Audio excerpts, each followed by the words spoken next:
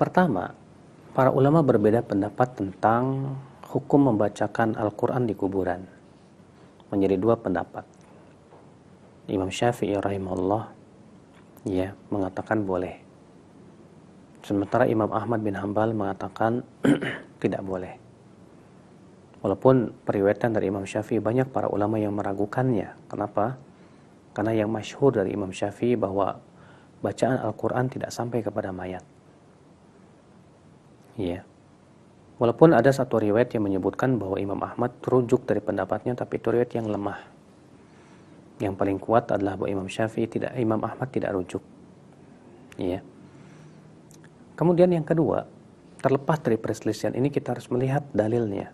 Adakah Rasulullah SAW pernah membacakan Al-Quran di kuburan? Ternyata kita tidak pernah mendapatkan hal itu. Tidak pula dilakukan oleh para sahabat Nabi kecuali dalam riwayat-riwayat yang lemah. Adapun hadis bahwasanya Rasulullah menganjurkan untuk membacakan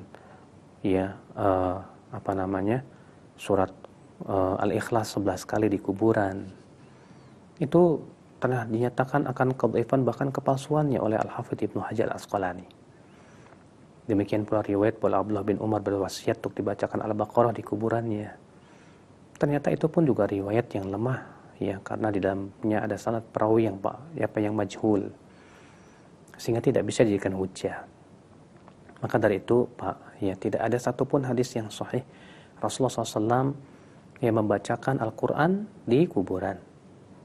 Aisyah radhiyallahu anha ketika bertanya kepada Rasulullah, ya Rasulullah, ketika aku berziarah kubur, apa yang harus aku baca? Rasulullah hanya membimbing Aisyah untuk mengucapkan doa saja. Assalamualaikum ya dar qaumil mu'minin. Assalamualaikum ya ahlad diyar minal muslimin wal mu'minin wa inna insyaallah bikum lahiqun nas'alullah lana wa lakumul afiyah. Hanya itu yang Rasul ajarkan kepada Aisyah. Kalaulah membacakan Al-Quran dikuburkan, disyariatkan, tentu Rasul akan memberikan kepada Aisyah tuntunan, nanti kamu baca ini, baca itu, dan yang lainnya. Kemudian Rasulullah SAW juga bersabda, la taj'alu buyutakum maqabir. Jangan kalian jadikan rumah kalian bagaikan kuburan. Maksudnya apa? Artinya bahwa rumah yang tidak dibacakan Al-Quran dan tidak ditegakkan sholat padanya, berarti itu rumah seperti kuburan. Maka Rasulullah melarang menjadikan rumah seperti kuburan. Sehingga hadis itu jelas menunjukkan bahwa kuburan bukan tempat ibadah. Kuburan bukan tempat membacakan Al-Quran. Maka dari itu Bapak membacakan Al-Quran di kuburan tidak disyariatkan.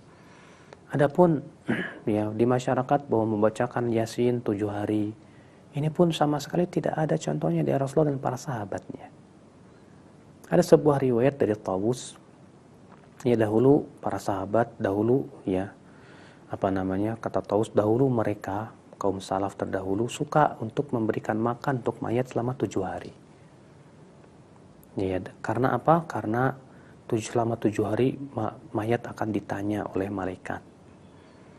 Pertanyaan pertama ini adalah perkataan Tawus seorang tabi'in.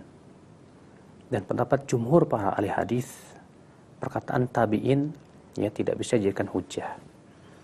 Perkataan tabi'in yang mengatakan dahulu mereka melakukan begini dan begitu tidak bisa dikatakan bahwa itu marfu kepada Rasulullah SAW.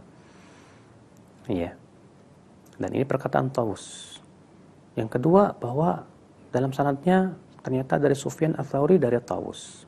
Walaupun As-Suyuti menganggap bahwa periwayatan Suyuti Sufyan Ats-Tsauri dari Tawus ini sahih, tapi kalau kita melihat periwayatan Sufyan dari Tawus rata-rata dari perantara, sehingga besar kemungkinan bahwa ada terjadi di situ keterputusan. Yang ketiga, kalaupun itu riwayat yang sahih, tidak bisa dikiaskan kepada baca Al-Quran. Mereka hanya memberikan makan saja dan tidak menunjukkan bahwasanya mereka berkumpul-kumpul di kematian, tidak. Karena di situ hanya dikatakan mereka memberikan makan saja. Maka dari itulah apa yang dilakukan oleh sebagian kaum muslimin dengan membacakan Yasin di kuburan atau membacakan Al-Quran selama 7 hari, 40 hari. Semua ini tidak pernah dilakukan Rasulullah, tidak pula para sahabat. Ya, maka kewajiban kita adalah mengikuti Rasulullah dan para sahabatnya. Karena syariat inilah yang berasal dari mereka. Allahu a'lam. Nah, Ustaz.